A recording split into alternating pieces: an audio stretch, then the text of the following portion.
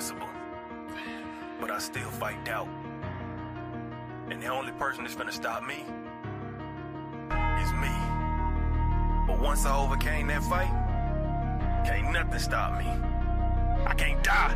I'm immortal. Rejected, neglected, I feel disrespected. They told me go left, I didn't learn the right lessons. Been hard on my grizzle, my hustle got deadly. Y'all rap about shit I done murdered already. Ain't changing my image, focused on my vision. Hard-headed, don't listen, fake love, I ain't with it. This path I'm committed, slip up but ain't tripping. My mind always spinning, ain't talking about vision. Just run me, my digits go broke, I ain't limping. It ain't come to me, so I had to go get it. I came from a city with niggas, it's vicious. The love be fictitious, see hate from a distance. It made me a fighter, got pushed to my limits. I took a few L's and then got so discouraged. With God as my witness, from whence I was forged. No golden gate bridge, but I came back a warrior. I came back immortal, invincible even. My faith is much higher than what you believe in. They wanted me gone on my soul, I ain't leaving. Spoke life into every verse you receiving. My music lives on when my bones turn to dust.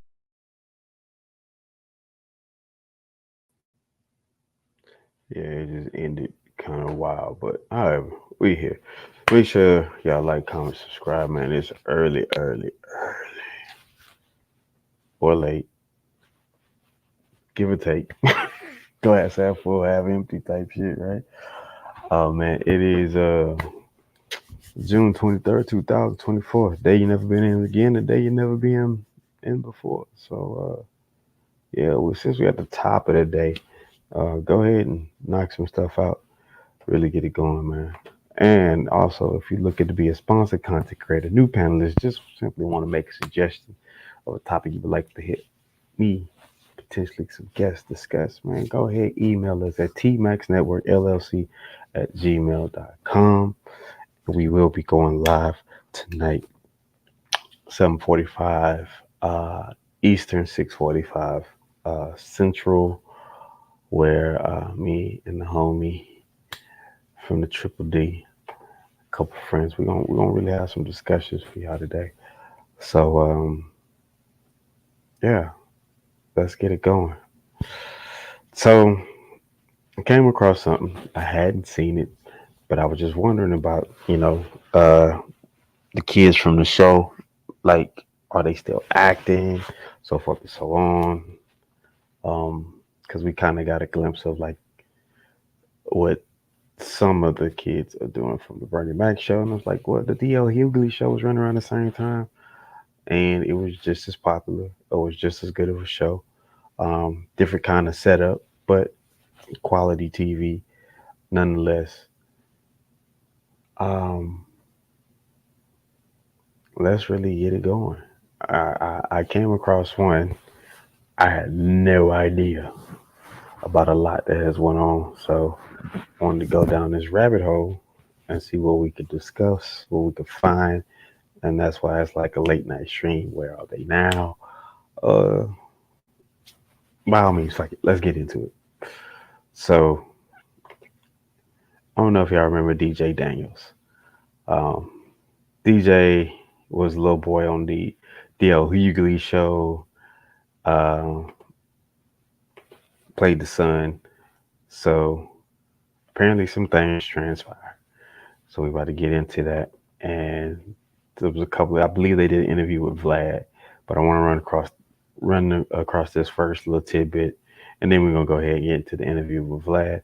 It's about an hour, 2 hours long. Vlad interviews will be Vlad interviews, but however, we're not gonna do that. So let's go ahead and get right to it. With no further ado, I gotta do this commercial cleanup quick because I know they're gonna hit us unexpectedly. It used to be like a little area there, the show marked off, but here we go. Welcome to Hood War Stories. In this episode, I'll be discussing the life of DJ Daniels. Dorjan was born on October 17th, 1988, in Montclair, California.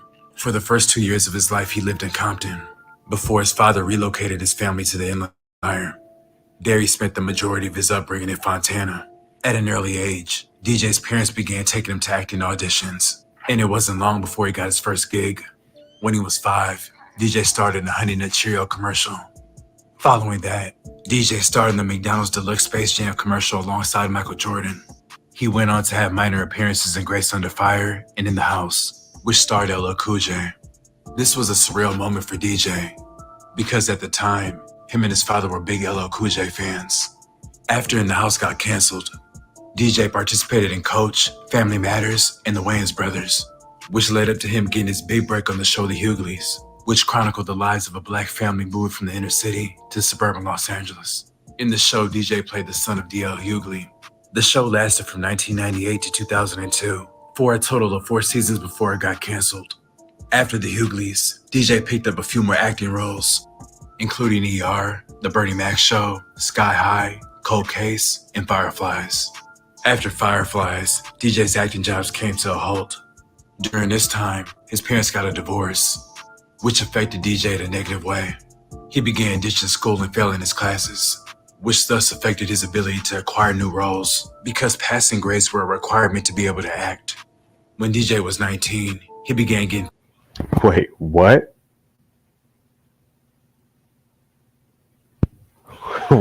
Wait. What? Get the Yo. Hold on.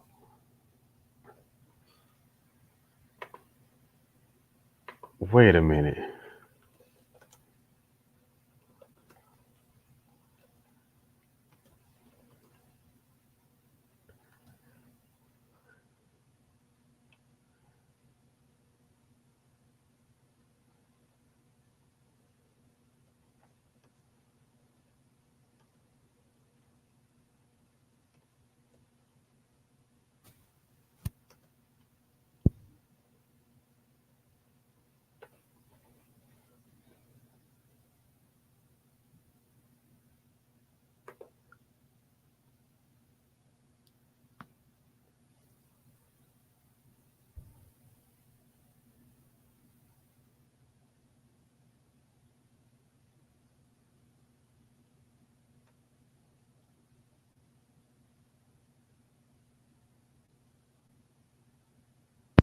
Wait, hold on.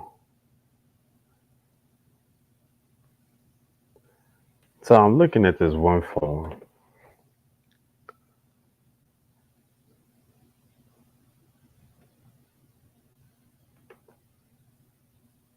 All right.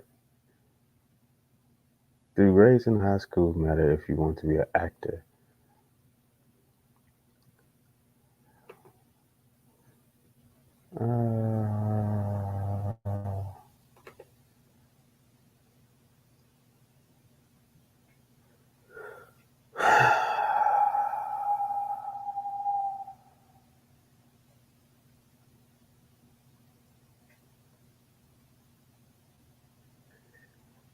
There's no clear-cut information on this.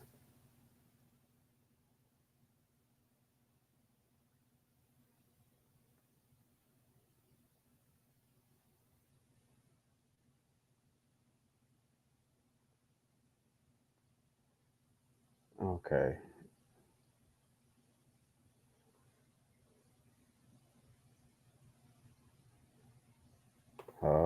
We got something as late as 2018, but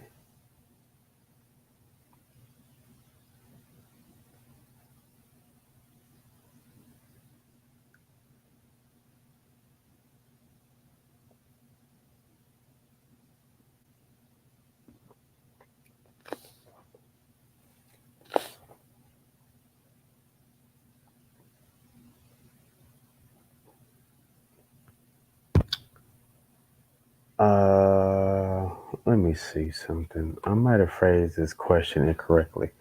So the reason why this screen is stuck right here for now. This is the actor DJ Daniels, who was the child actor on the Hughley Show. He did various other shows.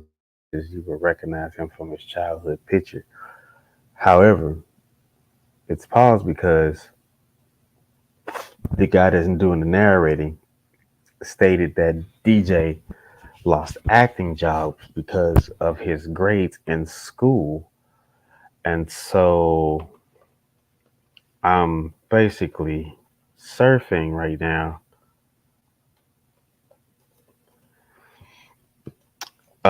to see if the information is adequate.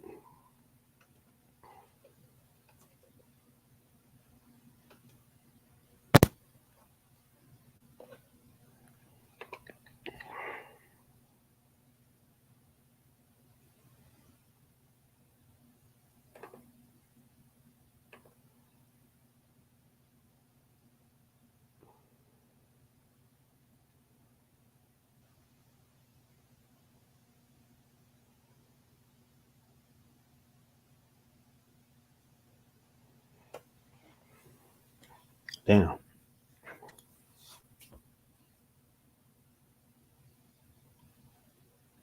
This is a lot.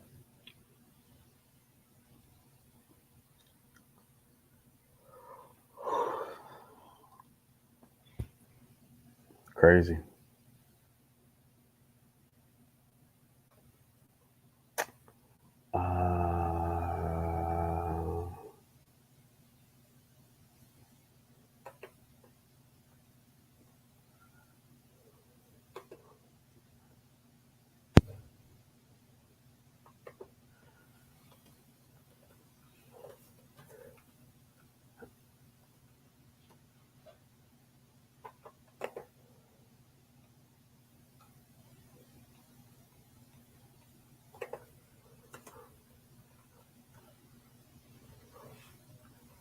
So I'm not finding anything to back this up, but this is crazy. Let's see. Let's even know about child acting.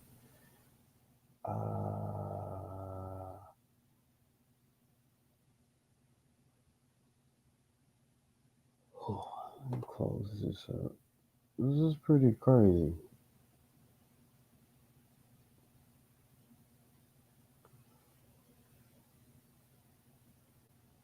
Information as a protected parent. Learn the law. Verify. Okay, takeaways, comments. Okay. So nothing is coming up to where it backs the claims of being a child actor and having passed grades, which is reason why we stood on the screen, because I'm like, hold on, I really got to see this, and if so, I was going to present it to y'all, but here we are this good morning. And face tattoos. Most actors would agree that their face is probably their most important asset and primary source of income, so most of them take excellent care of it. However, DJ began to fill it with tattoos. He started doing it because he considered his career as an actor over with. DJ felt frustrated because he was not booking roles, and even his agents turned their backs on him. He felt he had become another victim of typecasting in Hollywood, as he spent 4 years as a kid on the Hughleys and could not get any parts as an adult. Also during this period, he reconnected back to his roots in Compton and began kicking it with Bompton Pirus and allegedly got put on Ludus Park Piru. Ludus Park Piru is a Black American gang located on the east side of Compton. Even though DJ was done with acting, he still felt he had a bright future ahead, as he was trying to make a name for himself in the rap industry. Unfortunately, his life took a turn for the worse on August 5th, 2011, at 2 a.m. DJ was at a sports bar in Stockton with several friends, including Joanne and Marcus. During the course of the night, DJ, Joanne, and Marcus began throwing up gang signs at another group in the bar. This group included JJ, Ashley, Kendra, Ahmad, and Aaron. JJ and his friends were allegedly affiliated with the Crips.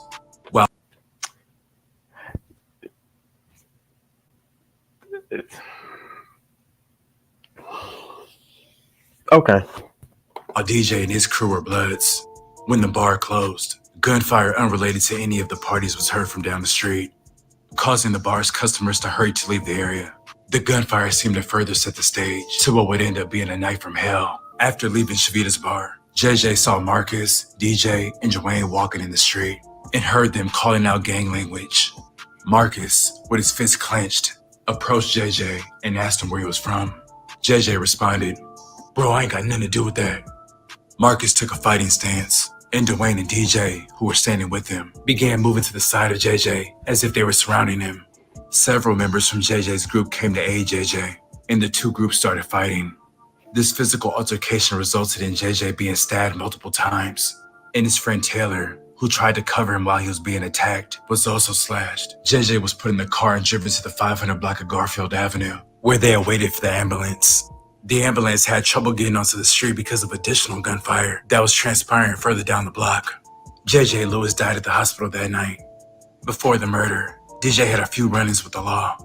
He had outstanding misdemeanor warrants for possession of marijuana and driving without a license. But these minor charges would be the least of his worries. A few hours after the murder, DJ was arrested and charged with premeditated murder, gang activity, and other crimes. At 22, he was looking at charges that could send him away for life. Joanne and Marcus were also arrested and hit with the same charges. During DJ's trial, D.L. Hughley was his biggest supporter and even acted as a witness for him. However, D.L. Hughley's past affiliation with the Bloods created a number of obstacles. Authorities were trying to demonstrate that DJ was part of the same gang.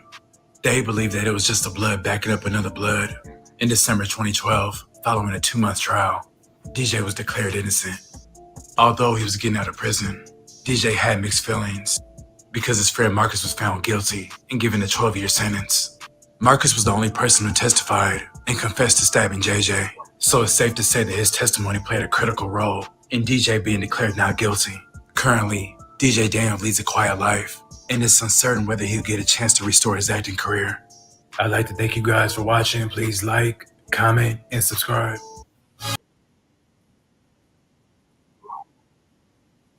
That was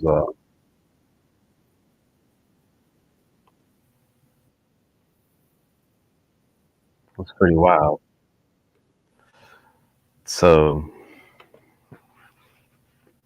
yeah, that was wild as all I get up.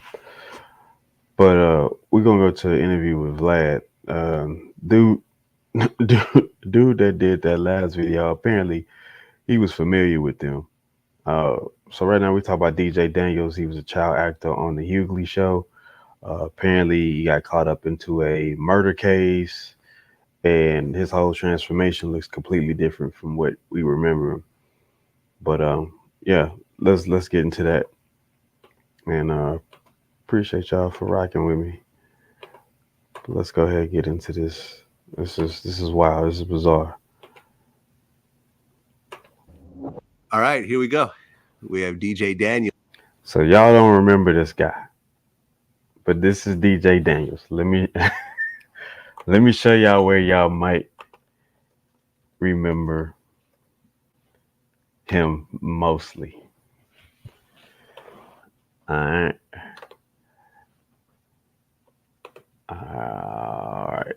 That's DJ Daniels. The guy I just showed you is this child actor known as the son from the Hughley Show.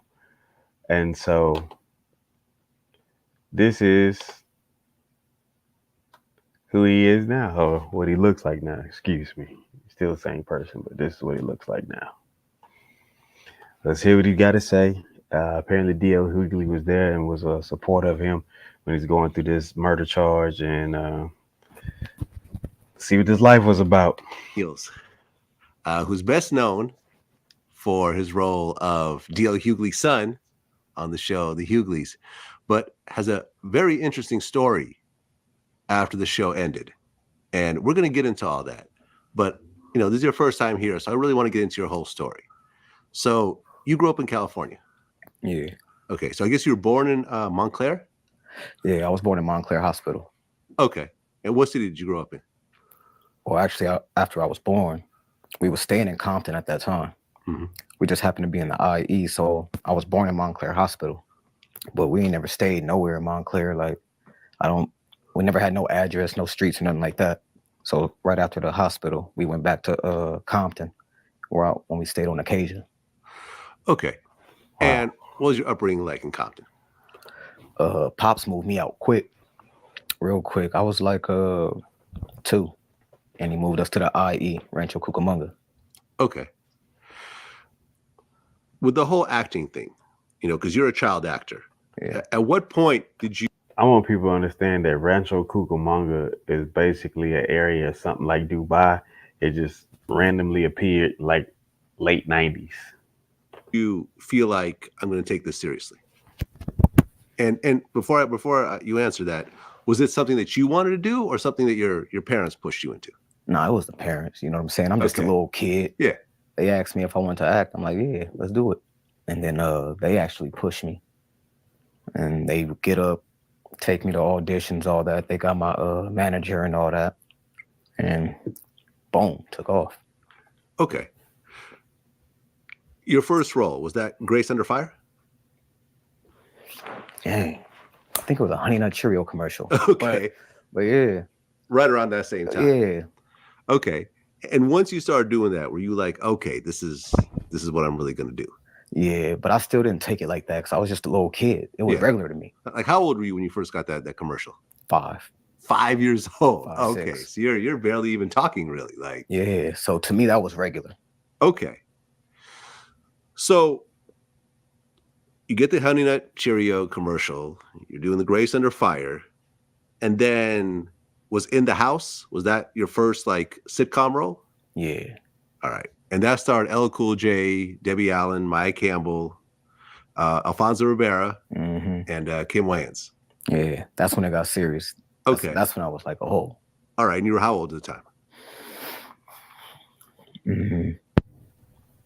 I can't even really remember. Probably like 3rd grade, maybe 2nd or 3rd grade. Okay. Still a little kid. Yeah. So, I mean, were you a LL Cool J fan at the time? Like, Hell yeah. okay, so here you are with this, a lot of people know LL Cool J for the acting, but really, for anyone older, he's one of the best rappers out there. Right. Superstar rapper. Pops had a Trans Am, and Pops would be in Compton slapping LL everywhere. Okay. Any interesting stories from your time on In the House? I think I was like too young to even know like interesting stories like that. And I only did about 7 to 8 episodes. Okay. So In the House was on for 2 seasons on NBC. And then it got canceled and then picked up by UPN. Right? Yeah.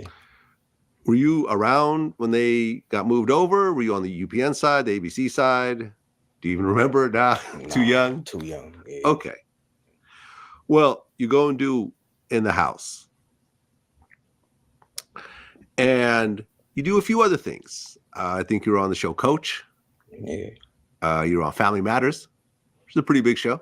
Yeah. You're on the Wayans Brothers. And then you get your big role Right. on the Hughleys. Right. What led up to you getting that role?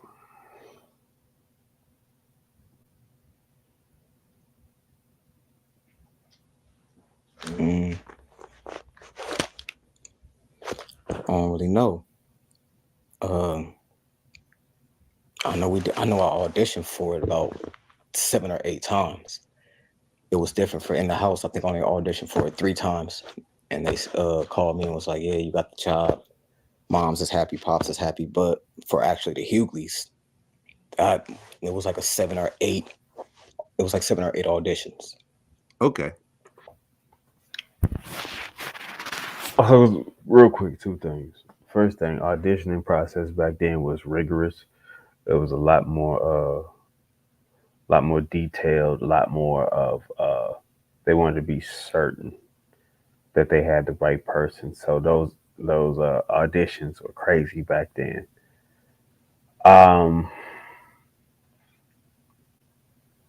If you look this man in the eyes, I don't gather killer.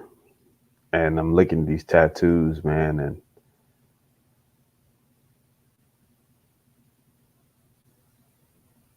I'm just misplaced about my thought process about these tattoos.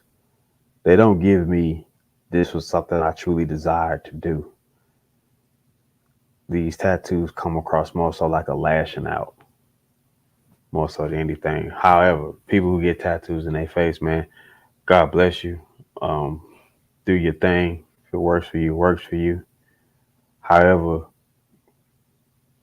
for certain situations like this, and you looking at his response to simple questions, that's where you really get to the heart of a person when you ask them some simple stuff. And you will see what really makes them move. Well, it just so happens that before this interview, I was on the phone with my man D.L. Hughley, doing the research that I usually do. Yeah. And DL decides to actually show up. That's Pops. That's OG. So let's go ahead and bring him in. All right. So it just so happens that D.L. Hughley just randomly stops by. Right. Yeah, Randomly. I had no idea he was here. What a coincidence. Right. What a coincidence. Okay. So DL, you had been in the comedy game for a while. Right. And at that point, you had done some TV work. Right. But this was your first show. Well, I'd had other shows, but this was the first show.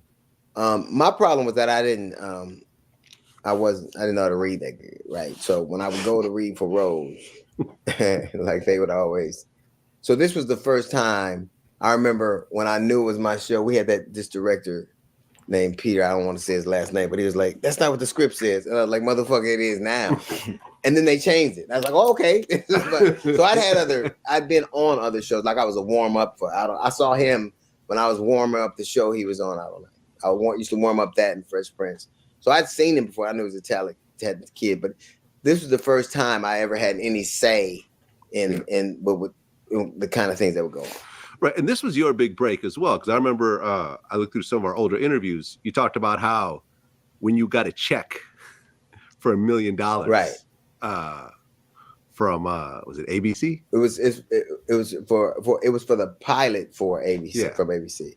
And I remember pulling over and because the last time back then, I remember I got a development deal from CBS and it was $15,000 and I hadn't had one for a very long time. And I was with my manager, Dave Becky, and he called to tell me that they wanted the deal. And I said, "What is it for $17,000? And he told me $1 million. I had to pull over on a one-on-one and start crying. Right. But what I did know is that if the pilot goes, they get all that money back before you can pay. Okay. So how involved were you with the casting? I was very involved. Like when DJ is talking about it took 7 or 8 times. It took one time for me. Oh, you saw him? And I knew instantly because he was the best actor on the set. But even hearing him now, it makes sense because he was so unaffected. Like he was very unaware of how talented he was. And I wanted to exploit that. It's like one of those kids that make Nikes that they're not good there. So I was like but I instantly knew how good he was. And it was more a question of the studio we were with. It was a studio called Greenblatt and Jerry Lawyer. We were their first show. They were a subsidiary of Fox, and it was ABC. So there were all these heads and we were going to go on after Home Improvement. So here I am, this nigga with a family, and they were telling us basically what would work and what wouldn't. So I knew instantly who he was. So I don't want it wasn't that process was for them, but not for me. Right. And I had a really great cast. It did. Elise Neal played your wife, yes. who I had a crush on. Right. All through my 20s. At 50, she broke the internet. Take that, Kardashian. At 50, she broke the internet. 50 years old. And they use a Kodak camera. They use the I heard they use a Polaroid camera. She still broke the internet. Okay, so here you are with, your biggest show. Sure. And DJ's playing your son. Right. Elise Neal plays your wife. Right. And there was another child also, right? Yeah, Ashley Clark. She was my daughter. There you go. How did the show start in the beginning? Was it smooth sailing or was it a little rocky? Well, it was very, like, I knew that it would go when we were making the pilot. Mm-hmm. But I was the least experienced actor on the show. So I was the lead of the show, but the least experienced actors on the show. And so I really had to get up to speed. So I could only fuck it up. I couldn't, like, all I could do was fuck it up. So it was very smooth sailing in that we knew we made a great pilot, and they were but we were a urban show, and Diane English had made a show kind of like my show after I met with her and didn't go to her. So it was a lot of stuff in the zeitgeist, but in the end, once we made it, I knew we would go, and I knew it would be on for a long time. But it was, the normal network kind of stuff. Right, and there were some really interesting kind of guest stars on the show. Sherman Hemsley, sure, from the Jeffersons, right.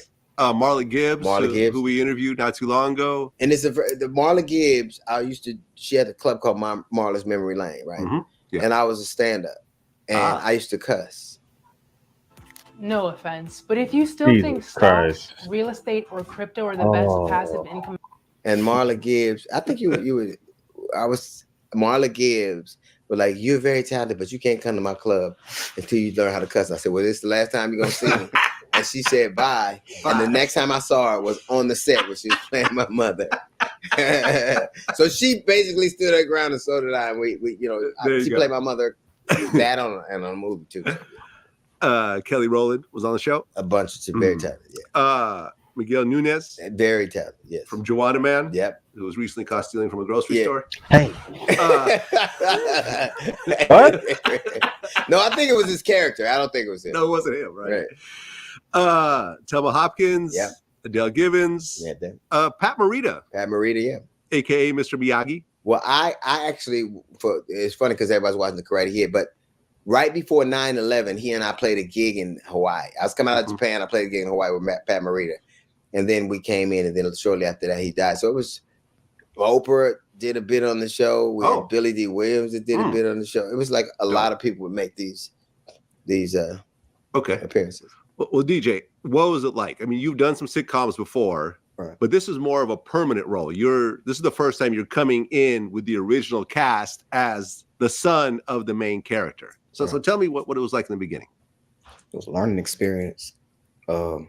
It got serious to me right there. I would learn a lot from DL. So just hearing him right now say he had the less experience, it threw me off because I used to get a lot of my stuff from DL. I see him acting, doing this thing. So yeah, it got serious to me, and I can even see myself getting better on the Hughleys. Okay, and you're a little kid on the show. Yeah. Right. How old were you at the time? I want to say 4th grade, 5th grade, 6th grade, and 7th grade. Okay. Now, your parents are on, there while you're filming. And apparently your dad was no joke. My mom was worse. Yeah. ABC had never... My dad don't play with my mom. Yeah, it was ABC had never seen a show. They had black people. I don't think they ever had niggas on this. They had never had that before. Like it was like we were a family. Right. We were a family. And I remember DJ wouldn't want to do his schoolwork, or he wouldn't, or he was a kid. He was just a kid. So he would get into trouble like kids do. Like he would not do his schoolwork, or he would be fucking around, or he would, and his mother would go get a belt from wardrobe and whoop him on the set. Oh, damn. And so the network, it's like, we're talking about ABC, like right after fucking Home Improvement. And so the network is like, hey, you can't let her, she can't, So what I did was I knew he would keep fucking up, and I knew she would keep whooping him. So I made wardrobe take all the belts off the set. So I literally said, hey man, everybody clothes better fit, because I'm not having this shit.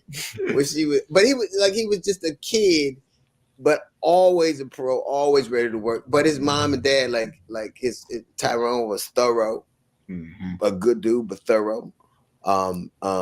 Taria would drop, and they both worked. Like the one thing about it is you'd always heard these momagers and all the time, but they all had their own identities. They did what they did, and nobody tried to. Like he was doing his did, but his pops did what he did, and Taria did what she did, and it was they weren't glomming on him. We were just a dope family, and he was a kid that had a job, and they had their job, and everybody was a family. All right, so DJ, your mom would literally take out a belt and just whoop you. Yeah. On the set in front of everybody? No. In the back room, in the trailer. But she would walk me in a way where everybody just stares like, oh shit. We knew it was there. Yeah. I remember one time wardrobe used to start warning me. Wardrobe would find me before my mom found me. She took all the belts. They'll be like, DJ, your mom's looking for you. She got the belt. And I'm just like, damn. Yeah. It would have been easier if he had stopped fucking up, but that wasn't fuck that wardrobe. How I stop being a dick and you won't get an ass whooping? But that didn't happen. So the show aired from 98 to 2000 on ABC. Right. And then it got picked up by UPN. Right. Was there a reason? Well, what happened was ABC bought back then. the studio started to want to own the product, because I remember Tim Allen had made Wind Dancer a ton of money. You remember, because studios would buy product, but this time Wind Dancer made so much money, and they didn't get a piece of it, so they were going to make their own product. So what they brought, our show was going to be Damon Williams was doing a show called My Wife and Kids, which was kind of like our show. So it was theirs. It was called Vertical Integration. So we weren't going to be on ABC, so we went to UPN. So it was more or less a case of them having the same product. Okay. UPN is not as big of a network though as ABC. Mm-hmm. So was it like lower budget, less salaries? No. Same thing. Same thing. Okay. Was there really a difference with either one of you when you guys moved over to UPN, or just same thing? No difference. It was different. It was different from. I remember when everybody, because he's such a kid, he was so young that he didn't know, but we were negotiating back and forth the studio and the network and all that kind of stuff, and then we didn't know what we were gonna, if it was gonna go to the last minute. But I remember calling everybody in and said, no matter what, I'm gonna get us to syndication. I don't care what I gotta do. And I don't know why I believe that, but we did. And then it came together, and we did, and had a you never miss. Originally we went out to this other studio, and then that next year we came back on the same line and we're doing the same thing. So, well, we talked about the $1 million check the DL got. But he's the star of the show. You're one of the co-stars. Was the money good back then, or did your parents handle all of that and you didn't really know? Yeah, parents handled all that. Okay, but could you tell that your lifestyle was improving as the show was going year after year? Yeah. Okay, because you grew up in Compton. Did you guys move at one point? Yeah, I actually grew up in Fontana. Okay, sorry. More than anything, yeah. Got it. We was just living in Compton at the time, but my dad moved us out literally when I was like 2 years old. So we went to Rancho, but then we lived in Rancho for about 3 years. And the rest of my life, I lived in Fontana. Okay. And the money's coming in. Yeah. The house is probably getting a little nicer. We went from apartment to house. To a house. Exactly. The car's probably got a little nicer in the driveway. There you go. Your school clothes is a little flyer than everyone else. All right, Vlad. I was always fly. Pops kept niggas fly. Okay. Yeah. And then ultimately the show got canceled. Yeah. How did you guys feel when the show got canceled? I was exhausted. Like it was exhausting. I was tired. I think, but I here's the thing. By the time it was over, I felt like we had said everything that I knew to say, and I knew that I had I love those people, and I love that said he was my son to me, and so I got everything I could out of it, and it was just time to. It wasn't one of those things where. I remember not caring. I don't want to say not caring because that seems so ungrateful, but I felt like we had done all we could, and it was a blessing to be able to do it. We had done at the same time we were doing the Hughleys. I was doing the King of Comedy, so it was right. It was a whole different thing. So, I just felt like it was time to go, and that I'd really done something I was very proud of, and I had relationships that would carry me for a lifetime. So I was proud and satisfied. I mean, was there like when they went cut during the very last episode, and did you guys know it was going to be a last episode or no? I did. You did. Yeah. you did it. I did. Okay. I did. I knew. You didn't tell anybody. Well, I knew that, they were like, if we come back, and I'm like, I could have came back or could have not. I would have loved to have everybody be with everybody, but I wasn't. Let's just say this: I was shocked. I wasn't shocked that we weren't coming back, and I kind of knew it was the writing was on the wall. Well, DJ, when you found out that the show wasn't renewed, and this was your biggest break at that point, your biggest role, how'd you feel? It was sad for me because that was my family. Yeah. And I thought for sure we was going to do that show till I was in high school. So it was very sad. I didn't know, he had an idea. I didn't know nothing. I had to get a call not picking it up. I was like, what? I was shocked and sad more than anything. You cried? No. Most people have no clue that in 2023, the best way to make money on Amazon is not. Nah, I knew all that. Didn't do all that? Nah, I thought I was tough and stuff at that time. I was sad up for a family, but Yeah. I cried. Well, you hear about these shows like, Fresh Prince, in the final episode, everyone's crying in tears. I was the warm up for the final episode of Fresh Prince, so I cried because I wasn't getting that $1,700 a week. I was like, can't Carlton do it? Okay, so the show eventually ends, and you're doing some other acting along the way. You were, I think, in ER for an episode. You ended up doing the Bernie Mac show. Yeah. What was like? Bernie was smooth. Bernie only did the show with him. I only worked with him that one time, and I think it was for a week. But I actually remember him. I was sitting by myself, something like this. I was by myself, just chilling. Bernie pulled up a chair exactly where DL is, just to see what's up with me. And I was like, I was able to realize that at that time, like, hey, I was just chilling by myself, and he just came and really wanted to know what's up with me, and he hollered at me for like 20 something that DL would do. Yeah. So that's how I knew Bernie was real humble. Yeah, and you, of course, were very close to Bernie. Oh, very, very. Such a loss, man. Yeah, it is. Such a loss to die so young. But you know what? I think that, like, in the end, as sad as I am, I would have hated for a big person like that to be in these times where you can get canceled for being exactly who you are, where people, are so quick to dismiss you and malign you. And I think it would have been tough for Bernie with the cancel culture. Bernie, it would have been hard for him. So I think sometimes, as sad as it is, it would have been tougher. Could you imagine Bernie just being Bernie?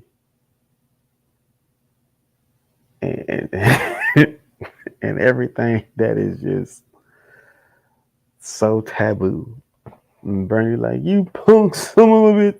That would have been the end. That would have been the end. We would have had to have a whole situation where we would have to ride on it at a TV station. It's crazy. To see what society would have tried to do to a mind like that. Yeah. Well, you had some other roles along the way. You did Sky High, which is a Disney movie. Yeah. You played Ethan. Mm-hmm. What was it like to do a Disney film? It was different. It was like another step up, like how I did with the Hughleys. I knew I stepped up. It was like one of those. I knew I leveled up. Okay. It was my first film. Yeah. This was 2005. So you were how old at this time? I think I was a sophomore. Okay. I was a sophomore in high school. Okay. It's about 14, 15, something like that. Yeah. Okay. And then you did like an episode of the Cold Case Files in 2006. Yeah. You also did Fireflies. Yeah. Same year. And then it seems like it stopped at that point, 2006. So explain to me why that is, because you were getting a lot of roles up to this point, and high profile roles at that. Honestly, it just seems like that. But I really wasn't in high school because you have to have good grades. And like DL said, I wasn't with the schooling. So my mom and Pops, they were separated. Okay. And like DL said, Pops was at work. That's wow. That is so. It's true. It's confirmed. I couldn't find anything to what dude was saying. So I wonder why they keep it, kind of not in the thing. Maybe it was contractional. Gotta look into that. So good grades as a child actor is I could see now. Jesus Christ, that's wild. I'm ditching. You know what I'm saying? I'm not even at school. I'm really at the house with the homies. So my grades started dropping. I couldn't act. So I would go for like 4 or 5 months of not being able to act. Gotta get my grades back up because my pops and my moms is on my head. So I get them back up, then I can act again. Then I get them right back down. And you know what I'm saying? I just went through a whole roller coaster with the grades. I mean, hanging out with the homies. were you getting mixed up in certain shit that you weren't supposed to get mixed up with around that time? Yeah, but nah, it's family. You know what I'm saying? Okay. It's family. So there were no arrests, there were no Nah, not at that time. no crimes, you were just, but you're the most famous person out that crew, right? You're the guy on TV. Everyone else is, your friends, but you're the famous dude. So people are looking at you like, you're the one. Mm-hmm. Yeah, but I was kicking it with my family. You Okay. know what I'm saying? It's more family than friends. I really didn't have no friends like that. And the friends that we did have, they gravitated to me and my family because our family is so big. We was actually in I forgot what year it was, but we had a family reunion and the president put us for being the third biggest family in the US. Wow. Yeah, my family is real big. So it was normal to them for me to be on TV and stuff. It was just normal for everybody. Now, at what point did the face tattoo start? Mm-hmm. I think I was 19. Okay. About 19. And that's, a face tattoo is a big deal for most people, but when you're an actor, there's an extra level of that, Right. because your face is what makes you your money. Right. So once you start tattooing your face, it could potentially affect your roles, right? Correct. So what made you have that decision to start tattooing With your face? That DL face. In my mind, I was done acting. Oh, so you at one point you just said, I'm done. By the time I wasn't doing my grades and stuff and I wasn't getting no more gigs, and even my agents was like, all right, we ain't messing with you. I had already put it in my head like, hey, I'm done with acting. I wasn't really getting the gigs that I wanted. Yeah.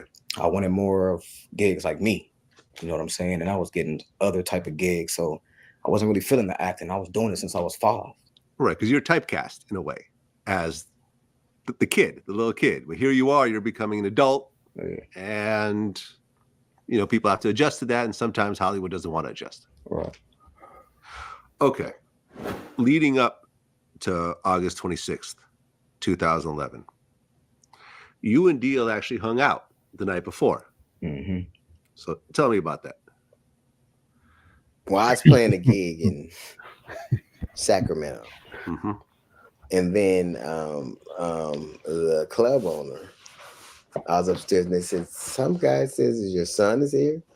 Like, what the fuck is my son? Like, and then it was him, and I was so happy to see him. Because, I would see Taria and Ty more than I would him, because I played places, like if I played a concert here or there, I would always see them, talk to them. But I had, as a kid, so he was living his life. So I was very happy to see him, and we was laughing and hanging out. And I think I listened to a couple of he had done. Okay, because you started rapping at one point. Right. Okay. So I thought it was dope to me to be doing what I love. And it was dope to me to see this kid who I love, like my son, just grow into this thing. He was becoming like this dope artist, which I thought was just a cool thing. So it's just a cool, nostalgic moment for me. Okay, but for him, it was just hanging out with an old man. But for me, it was like, yeah, it was like. But I guess you had felt that something was off. Like to me, I think a lot of Black parents feel like this. And to me, he's my kid. So every time, your kid leaves the space that you feel like you can navigate, it feels a little off. But really, something was in my spirit where I wanted to say, man, I don't want you to go. But it was just something you register, you put in your mind, and then I was like, be careful out there, and I didn't want him to go, and I didn't. But I didn't have any idea what would try. But they always say, listen to your first mind. But if I'd have said, don't go, this kid, he was still gonna go. So I based on no evidence. But when I had no idea of what would happen, but when I found out what did, it instantly confirmed or reaffirmed the feeling that I had that something would not go right. Mm-hmm. Okay, well, DJ, when you guys were hanging out the night before. Mm-hmm. Did you feel any sort of uneasiness from DL, or Nah, you was just chilling with your Not with at your all. TV dad, That's pops. you're living life. Yeah. Well, you ended up in Stockton the next day, which is kind of a weird area. Stockton is like, there's really no good reason to be in Stockton, to be honest. Like, unless you actually live there, it's in between other places that you're trying to go. Yeah. Right? It's the home of foreclosures and murder. That's what the fuck it is. We was actually in Sacramento and left Sacramento to go to Stockton. Mm-hmm. And I had to find out that was the stupidest thing to do. Okay. Now with this whole situation, I know there's certain things you can't say, you can't speak about. So I'll go ahead and speak about them. And if you want to jump in and say something cool, if not, I respect that. So on the night of August 26th, 2011, you and a few of your friends were at Shativa's Bar and Grill. The bar had closed at one point, and I guess there were some gunshots that happened down the street, which didn't have anything to do with what. You can sell this $5 spatula on Amazon and compete with hundreds of other spatula sellers. You guys were doing, but it sort of set the stage of a very fucked up night. Right. A fight broke out, and ultimately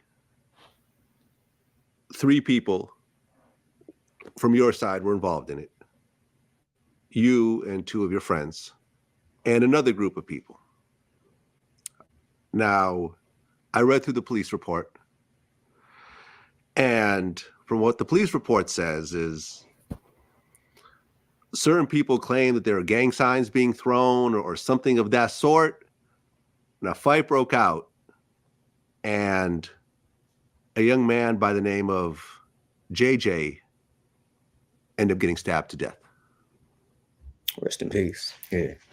So one of your friends, Marcus McClyman, ended up getting into a fight with him. He got stabbed. I guess his friends tried to get him into the car. Marcus ended up approaching the car again, hit him a few more times.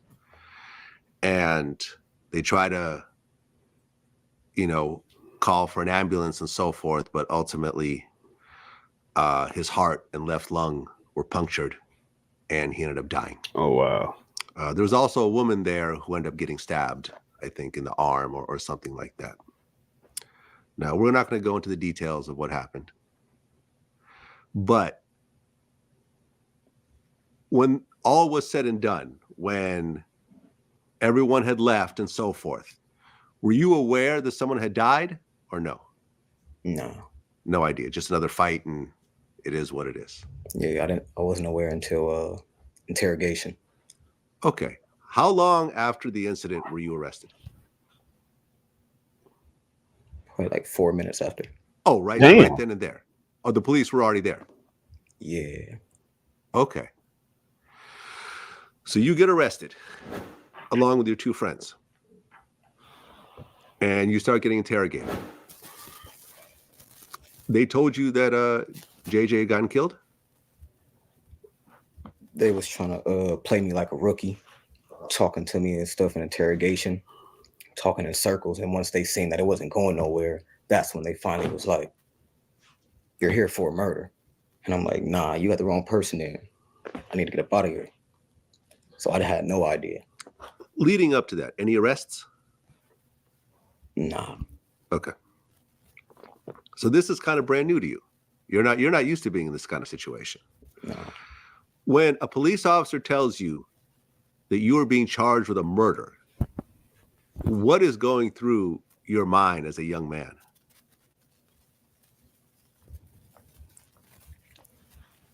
Honestly, I thought they had the wrong person. Okay. I thought it was just a fight and then boom, you know what I'm saying? It didn't really hit me until I hit them jail cells. Okay. So all 3 of you get arrested and charged. And there was a lot of charges. There was a murder charge. There was a gang charge. I guess they claimed that you were a blood. And there was also attempted murder of a woman. to go along with it. Were you facing life in prison? Yeah, And you're how old at the time? 21. How does a 21-year-old get his head around life in prison?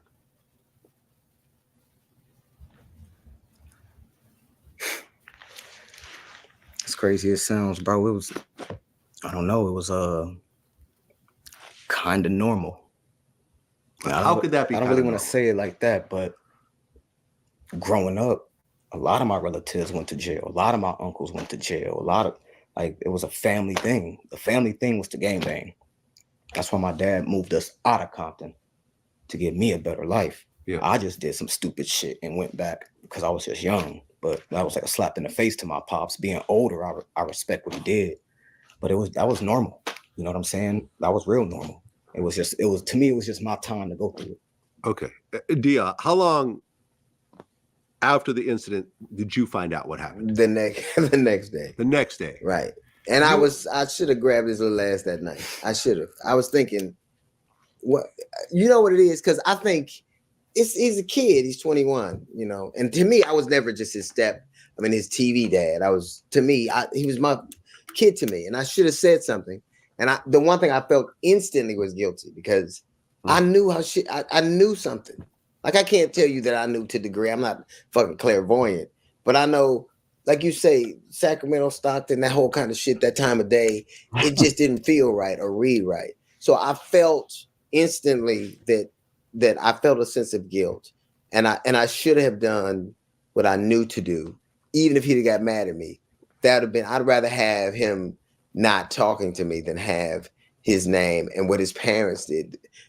People don't know he had wonderful parents, and to watch the way the world assesses Black parenting by an act was out of all, there were so many tragedies in that, but that was again assault on people that you knew had done the very best that they could. How did your parents take it when they found out? Shocked. Yeah. They were shocked. Your mom cried? Yeah. Hard. That's what hurt the most, moms. I bet. Yeah, moms hurt the most. So you didn't get a bond, did you? Nah. They said no bond. Because you were a flight risk, or? Nah, they just wasn't rocking with the kid. Okay. It's a murder, no bond, that's it. Yeah. And then, of course, the media finds out. And then it's like, child star charged with murder. And now, the Hughley name is being, Well, I've done a lot of damage to the Hughley name, too. This was nothing, right? Right. This is light work. My father, my son fucked up my name, and the nigga that played his son on TV fucked my name. So it was they made this kind of connection between a guy that used to get in trouble that moved into, like, it was a legacy of that. They connected all of this stuff to the narrative that this was the natural kind of outcome. Mm-hmm. How long were you sitting in jail before the trial started? For like 15 months. Okay, over a year. Yeah. Any issues being in jail? Because you're in county, right? Yeah. Which a lot of times is even rougher than the pen. You got different gangs, you got different cliques, you got, you're not used to being around, a bunch of jail guys 24/7, living with them. And here you are, the former child star. So I'm sure people are recognizing you in there. Yeah. Any bad situations during that time? I mean, it's jail. Fights? It's jail. Okay. You finally get your day in court. Coming into it, how are you feeling? Are you feeling you're going to beat it? Or are you feeling like, fuck, I may never leave this jail cell? No, I'm real spiritual, especially at that time. Jail will do that too now. Yeah. especially at that time, I was real spiritual. So even going into it, I felt like I'm gonna get out. I didn't really feel like I was gonna do forever. And who you mentioned earlier, my friend Mac, I just know what type of cat he is. You know what I mean? So I felt pretty positive about everything. I mean, were they offering you like, hey, listen, testify against your 2 co-defendants, you can go home, you can go back to your acting career? Yeah, I was getting fan mail like that, and the DA hit me up like that. That's what I'm saying. Yeah. And when they said that, what did you say? Come on, man. Okay. That was too Well, easy. you know, I mean, everyone thinks they're going to act a certain type of way until they actually face that situation. You know what I'm saying? Like not everyone can not fold under pressure. A lot of people do. In fact, I think most people do. Just to be dead honest. Well, leading up to the trial, DL, you actually came in as a character witness. Sure. Okay. Whose idea was that? Well, I would have came anyway to go to see. But I had been in contact with his parents, and then I talked to his lawyer. But I knew that I had to, you know, I was going to go see my son. Like, I was going to see what's happening. And I remember being, I was so glad to see him, but I swear to God, if I was looking for a creative way to make some extra income from home, I'm talking about 10, 20, or 30. I wanted to choke the shit out of him. Like, that was the first thing I thought. I remember one of the first questions they asked me when we were talking about was, what do you feel? I feel like hugging him and choking the shit out of him. Because now he got us all looking like we don't know what the fuck. Like, we loved this kid. He was a good kid. And every time you see a black family in this situation, they always got to say, no, it's not like that. It's like this. And it just dehumanizes a lot of people that you know are good. So, and to be clear, I felt horrible for those lives. I felt horrible for what had happened. But I looked at my son, and I remember mouthing, "Did you do it?" And he went, "No," and I believed him. I loved him and believed him, so there was no question for me. Okay, and you get on the stand. Sure. And you get cross-examined by the DA. Sure. Now, one of the things that they were trying to prove was that DJ was a gang member. Right. He was a Blood. Right. You yourself were a former Blood. Right. And we've talked about this in our interviews. Sure. So they probably are making it look like, okay, this is some gang shit. That's one Blood standing up for another Blood, regardless of guilt. Right.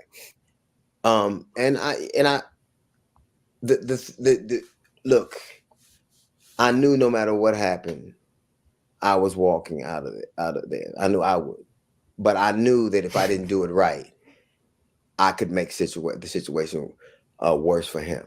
Yeah. So I remember one of the very first times in my life where I could say I was very measured about the things I could say, because the one thing about growing up, what we did and seeing the things we did, you already know what they're doing. So it's only the punch you don't see coming that didn't. All I knew was, it's almost like when you hear about how when you're negotiating, you try to make yourself as human as possible.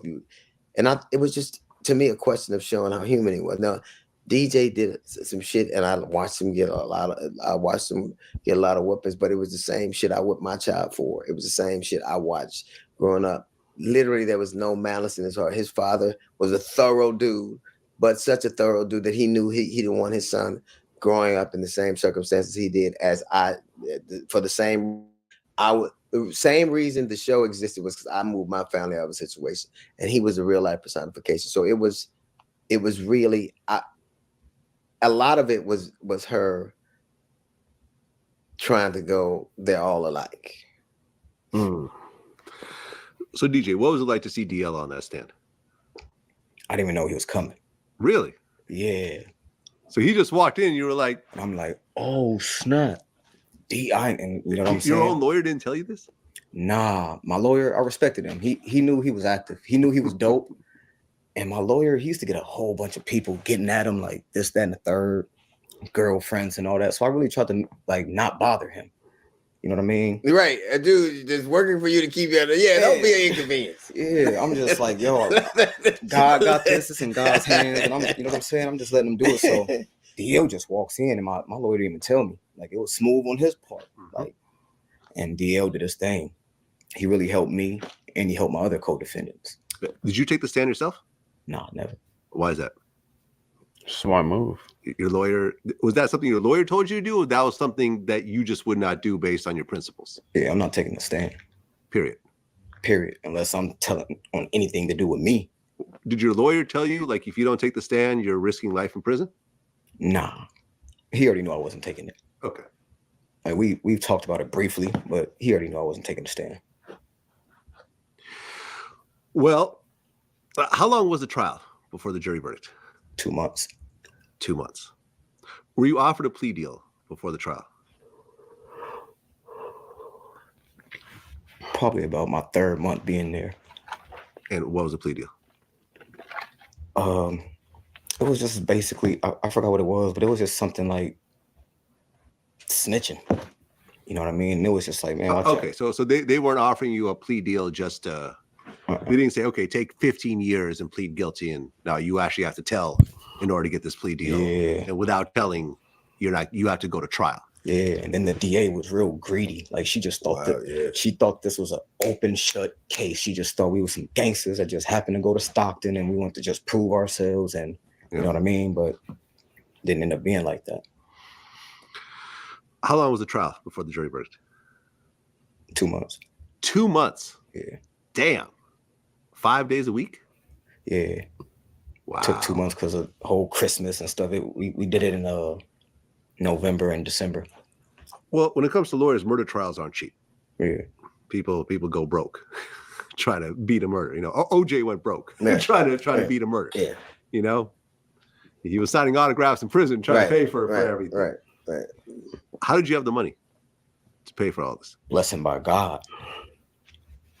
He was a public defender, Mm-hmm. but he also ran his own firm, and he was an actual lawyer, a paid lawyer. So he was it a public defender though for you? Yeah, but he's also like, there were certain people that I was around, and they actually pay him racks. Okay. So he had he was my public defender. He was assigned to me. After 2 months, the jury deliberates. Yeah. They deliberate a long time or no? I want to say 2 days, 2 or 3 days. Okay. Okay.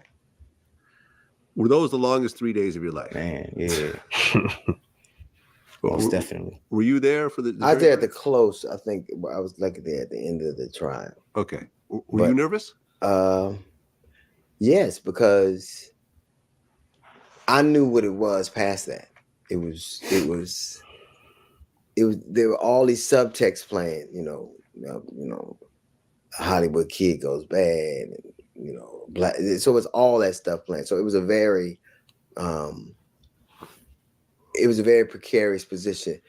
But I can say this, and it's not, I'm not trying to be disrespectful or flip, but because that prosecutor was so craven and obvious, I knew exactly what to be. And my whole goal was to be as sincere and human as possible.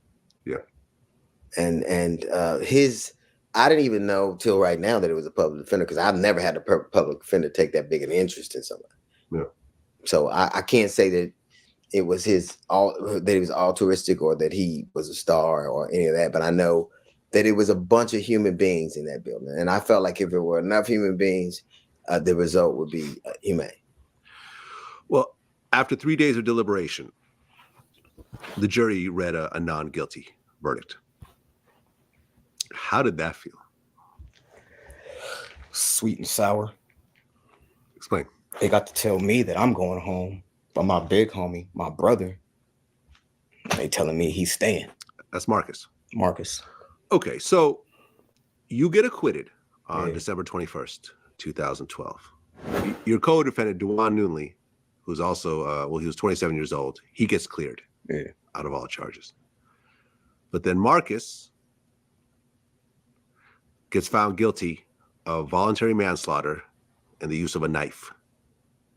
He gets sentenced to 12 years. It was 11 years for the manslaughter plus another year for the weapon. When you heard, were the trials combined or was there separate trials? This is crazy.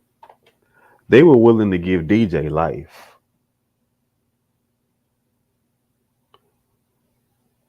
they were willing to give DJ life. And he had really no direct involvement with the situation. But the guy that did it, they gave him 12 years. He's just about done. Wow. Wow. No, we combined them. Oh, okay, all three. So basically, not guilty, guilty. Boom, just like that. So it was In a that sweet order? and sour, just like that. Wow. So it was a sweet and sour thing, just knowing I'm about to go home, but he has to stay here. And these are guys, all three of you didn't tell on each other, all stood firm and didn't cooperate. Nobody took the stand. Marcus did. Marcus took the stand. Like he told on himself. That's why we got to go home. If it Okay. wasn't for him, we would be in there probably. He took the stand and admitted to the stabbing. Yeah, he was just saying like it was all me. It was me. It was me. Didn't have nothing to do with it. Like So stop even looking their he way. actually exonerated the two of you Yeah. on the stand, knowing what he was facing. Yeah. Right. And there were other witnesses as well, right? Other people were there and so forth. Oh yeah, they had about 13, 14 people snitching. Yeah, I mean, it was a 2-month trial. I would Yeah. assume there's a lot of people taking the stand. When you found out about the not guilty, were you ultimately relieved, DL? Yeah, but I was very relieved, but I was sad for a lot of reasons. I was sad because people actually lost their lives. I was sad because a young man was going to jail. And I was sad primarily because I think it's just a scenario that plays itself out over and over again all across this country that just continues to tell a story or a cycle. In every single market in the U.S., I could show you at least one multifamily deal that people, the reason I'm here today is because I know him and I love him. And so I'm always want to be inherently protective. And so he's doing the interview. And my thing is the same thing then. He's a wonderful dude. He's a human dude. And he made the mistake of being in the wrong place at the wrong time and some bad shit happened. But I think that it's sad that so many moments in our lives are just unchangeable. Like everybody has them. And ours was it made me so sad. I remember crying after I heard the verdict because I was so happy that he was getting ready to come home. And so sad that so many people never would, and so many lives were changed forever. And it was just, like you said, it was bittersweet. Well, the Deputy District Attorney, Janet Smith, said, I don't think the victim got the justice he should have gotten. Mm-hmm. I feel badly. Mm-hmm. She felt like, all three of y'all should have gotten life in prison, basically? Yep. When you hear these words, and obviously when I said it, you already know about it, you know. When you hear someone that was trying to put you away forever saying that, how do you feel? At first it got to me. Then adaptability is my forte, and I learned real fast. It's like that's that woman's job. As crazy as that is, it's her job to put me away, whether I did it or not. So I kind of grasped that real quick, and it was like, you know what? I'm not even gonna be in my feelings about it. Do your thing. Well, the DA said that she talked to the jury afterwards, and they did mention D.L. Hughley's testimony.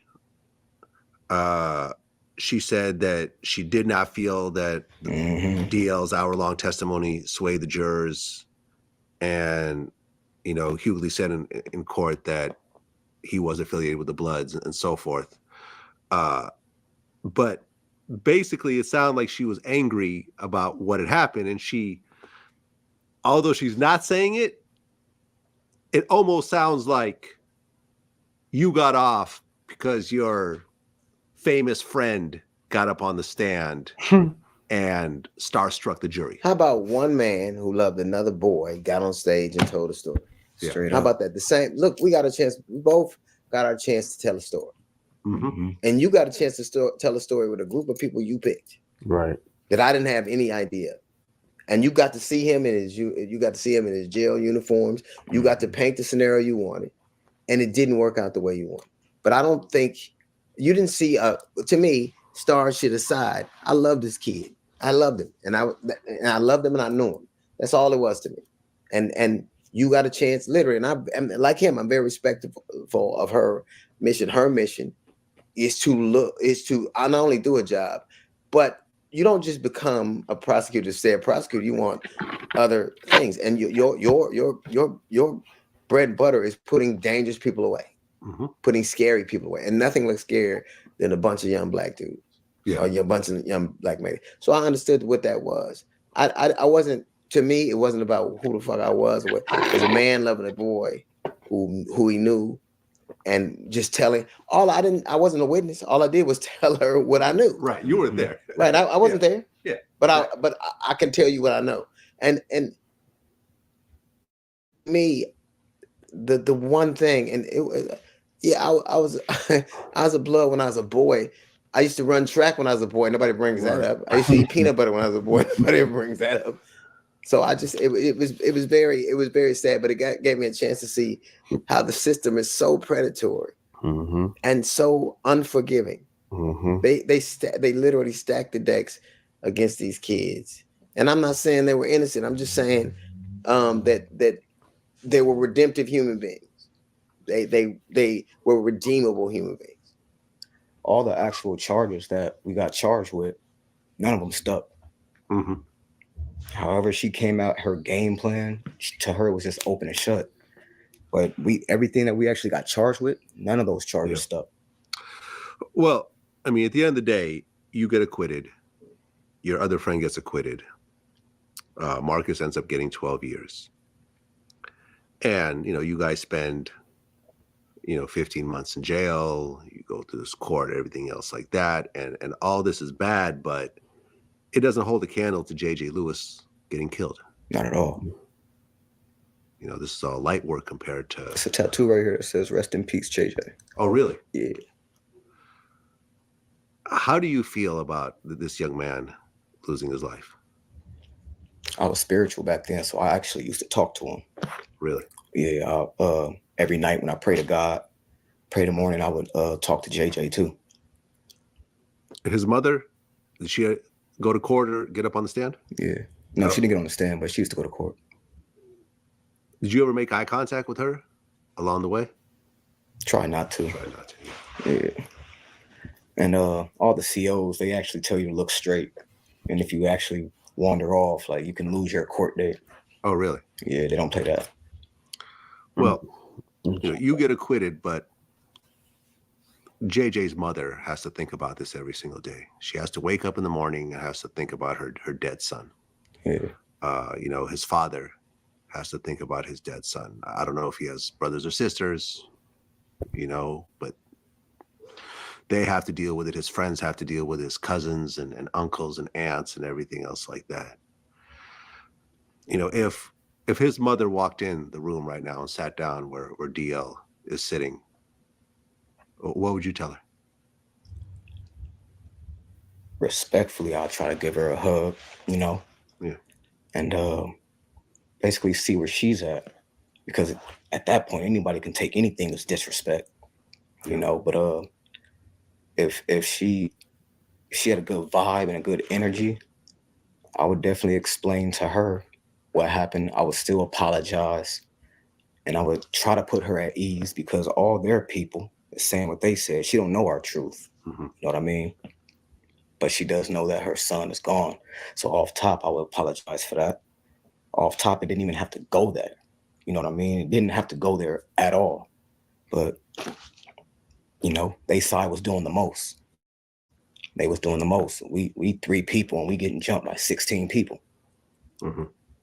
Y'all doing the most.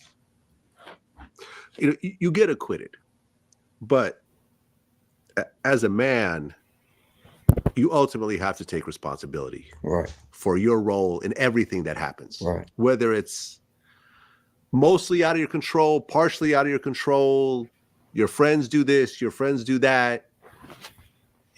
men don't act like victims. They have to say, Absolutely. I put myself in a situation that I probably shouldn't have put myself in. Right. Do you take a certain level of responsibility of saying, I could have done things differently leading up to that night or even during that night that could have altered the lives of dozens of people and possibly left a man living instead of dead? Mm-hmm. That's all me and Marcus do. I'll take the blame, then he'll take the blame. I'll take the blame, he'll take the blame. I feel like it's my fault. He feel like it's his fault. Really? Yeah, we go back and forth all the time with that. Because Marcus ultimately got released. Yeah, about 7 months ago. Yeah. Were you in contact along the way? Um, You don't want to speak about it. Okay. But now he's out. Yeah. What was it like to see your friend come out? I was waiting for that for years. You know what I mean? But yeah. He's out. He's doing good. He actually, he's actually going to NYU right now. Really? Yeah. Wow. Okay. He's making some moves. He enrolled to NYU. That's dope. Yeah. That's dope. And the third friend? He's doing music. Okay. 3 of you guys are still in contact? At one point, you start getting more face tattoos. I mean, at this point, your whole face is tatted up. Yeah. I mean, I see your right arm doesn't seem tatted, but your left arm is tatted? Yeah. Your whole body? I got some missing spaces that I need to work on. Okay. I need to catch up to Pops. And the arms. Yeah. He needs to catch up to me on the face. On the face? You don't get any face tats, Neil? No. I think no. I'll leave it up to my kid. At what point did you decide, okay, I'm going to tattoo my whole face?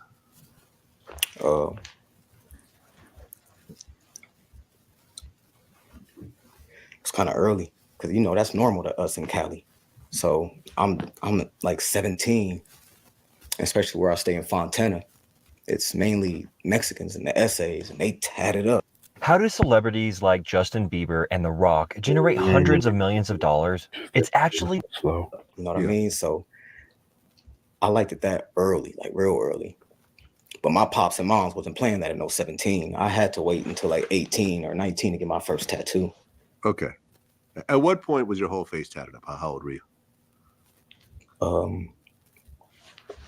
I wouldn't say my whole face, but this half all right here, as soon as I got out. When I went in, I had about 4 or 5, but it was just spaced out. And then when I got out, I want to say a month later after I got out, the forehead, all this was hit up. And I just gradually blended this in by like, I want to say 23, 24. I mean, when people see pictures of you and they're like, yo, this is Michael from the Hughleys. Yeah. And they're like shocked. I think I remember like maybe last year, I'm like, is this your son from the show? And you're like, yeah. And I'm like, wow, okay, that's different. Right. I mean, when you get that kind of reaction from people, and I know you do, how does that make you feel? Depends, because I'm normal. It's normal to me now. But it depends on how their vibe is. Some people come, and I've actually spoke to a older woman, and I'm thinking she's just about to criticize and go in on me. And she just flipped the whole script and was just looking, peeping, and she just goes, yo, you know what? I like how liberated you are to do such a thing. That hit me deep because that's not normal. Yeah. I'm used to just people saying that's stupid or whatever the case may be. Of course, the homies like it, but yeah, of course, my mom and dad hate it. You know what I mean? Right. I hate it. You hate it? Well, I mean, it definitely precludes you from going into a regular workforce. Right. You can't really apply to a job and work a 9 to 5. It means that you're going to have to find other forms of income, whether it's entertainment or being an entrepreneur or whatever else. You've chosen that role and seems like you're comfortable with it. It's normal. What are the things that you're working on now? Right now, music. Okay. Working on music right now. And actually, me and the sister that played on the Hughleys, Ashley Monique Clark, we keep in contact I want to say for the last 2 months, she hit me up and she has some real great ideas that I'm gonna let her talk about when she puts it out. So we've been in contact and I feel like we got something strong coming up with each other. Right.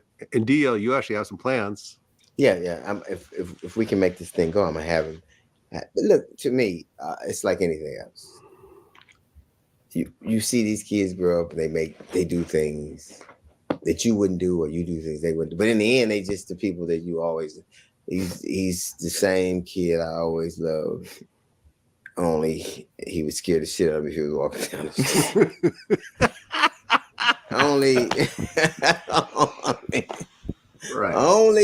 But I just think in the end, I'm part of me hearing what he said right now. Reminds me of that thing I heard. May the bridges I burn light my path. Like that. It has specificity. He was doing it for a reason. I think if you work without a net, pretty soon you're gonna either get it right or not. And so I'm very proud that it has that kind of reason to it. But like anybody else, I remember because I saw him in the joint, or when he was in the joint, and then I saw him right after. I forgot where I was playing, but he came and he had the face tattoos. So it was different. I was glad he didn't have him in court. That would have been a whole different thing. So he had some in court. But it wasn't like this. Yeah, it wasn't. No, but you did. I remember I saw your mugshot. And you did have a couple of face tats. But I had the LA. I had the kisses. Yeah, I had some stuff right. Dream Team right here. When someone loses their life, that's one of those wounds that just never heal. And this kid JJ who died, he had people who care about him, and there's people that aren't going to accept the fact that you got to quit. Still trying to run that. They feel you're part of it. We feel the same way about you as Marcus and the other guy. Yeah. Do you ever feel like you have to avoid Stockton, or you have to look over your shoulder that there might be some level of revenge or payback, or do you think that at this point it's over? When social media had blasted me, some of them had hit me up. Okay, so some of these guys have actually... Well, actually, it was girls. It wasn't even guys. Okay. Always. I don't really know. I know I tried to go see Marcus after I got acquitted. I tried to go back to Stockton and see him to, show my brother I miss him. I love him, all that. Moms was not having it. Moms called all my other big uncles and big relatives on me. Like, she did a lot. So to see that she was that worried, I remember her having to always go down there for me. I used to tell her, like, Moms, chill. I got this. You know what I'm saying? I'm smooth. But she just always felt she had to give me that energy. So she would go down there a lot, like a real lot. So I chilled out and I listened to her. She called, like I said, she called a lot of my uncles on me. They're like, you going back to Stockton? I'm like, yeah, man, I gotta go see Marcus. Man, that's stupid. Whoop-de-whoop. Your mom is. I'm like, all right. So yeah, I just chill. Well, it's smart. Yeah. It's smart. But she doesn't understand that love. Yeah. You know what I'm saying? I was really sad because I got him moved by me. So we're cellies. So me packing up, then I gotta look like this and leave my brother. Yeah. That wasn't smooth. You know what I mean? That wasn't smooth at all. That hurt. Yeah. So I couldn't really enjoy my freedom. Yeah. Well, now you can. Yeah, of course. Yeah. Well, DJ, I'm just going to say one thing, that this man that's sitting next to you right now really cares about you. Oh, he know that. I know that. I mean, him, like, DL was not supposed to be part of this interview until like 2 hours ago when I just randomly called him. Yeah. You know what I mean? He was like, I want to come down. And not only did he say, I want to come down, but he said, check with DJ to make sure it's okay. Because maybe DJ just wants this place for himself. Right. Which is what we did. Right. Yeah. And you're like, hell yeah. Yeah, like that shouldn't even been a question though. Like, but this just shows not only the love, but the respect. Exactly. Yeah. That he doesn't look at you as the little kid, the young boy, whatever. He looks at you as a man, like an equal. That in order for him to come down, we have to get your permission first. This is always OG, man. This is always, you know what I'm saying? He's always Pops. I don't know about all that equal stuff, but that's Pops. Yeah, because I was saying we ain't equal. That's straight up. I'll laugh through that bullshit. We're not. Okay, wait a minute. Hold on now. You've gone too far with that. And I was gonna go with this nigga say I can come or not. Do you think I was really gonna straight up, like, straight up. What do you mean? What the fuck What do you mean I ain't coming? Fuck that shit. I'm coming. You know, it's just a lot of people do a lot of things, and in the end, I'm just proud. I'm deeply saddened by all that's happened. Mm-hmm. Yeah. But I'm proud of the man he's evolved to. I am. I just his rationale, the way he stood his ground, the way he was forthright, the way he accepted responsibility, and the way he is trying to, through his art, make amends as best you can, is all the redemption and humanity you ever hope to see in anybody who makes a mistake. Wow. Well, DJ, man, I appreciate you coming in and sharing your story. I know this is a very dicey subject. I know that there's certain things that you can't really talk about, which is why we didn't really delve into the gory details of, the way I usually do. Yeah, I appreciate that, bro. You know what I'm saying? No, I appreciate the respect. And I told you I would do that before the interview, and that's what I did. And man, you've been through a lot. I think in the process, you got to show the world your character and your integrity. And, a lot of people will look at you and assume one thing, but that's not what I've seen in this interview. Not at all. Right. You know what I mean? Right. I saw a completely different person. And congratulations on the success that you've had, because what you've accomplished, I think, is exceptional. To be on all these shows and these movies and everything else like that, man. And I just hope all the best for you, and you still have a very long life to live. And I think we're going to see some great things from you in the future. I appreciate all that more than a lot, man. No doubt. All right. Until next time. Peace. Wow. DJ Daniels, man. Played Michael on the Hughleys. Much love. Much love to DL Hughley, who maintained that relationship.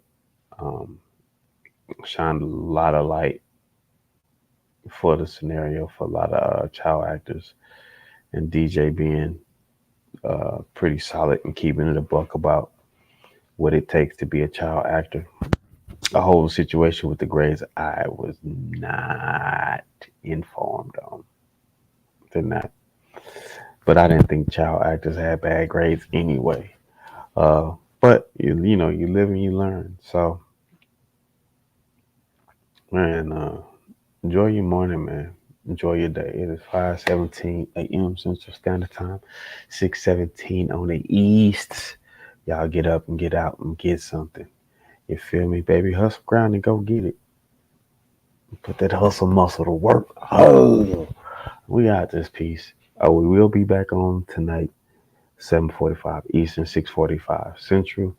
We're going to continue some discussions, and we're going to go at it. Don't miss out. Don't miss out.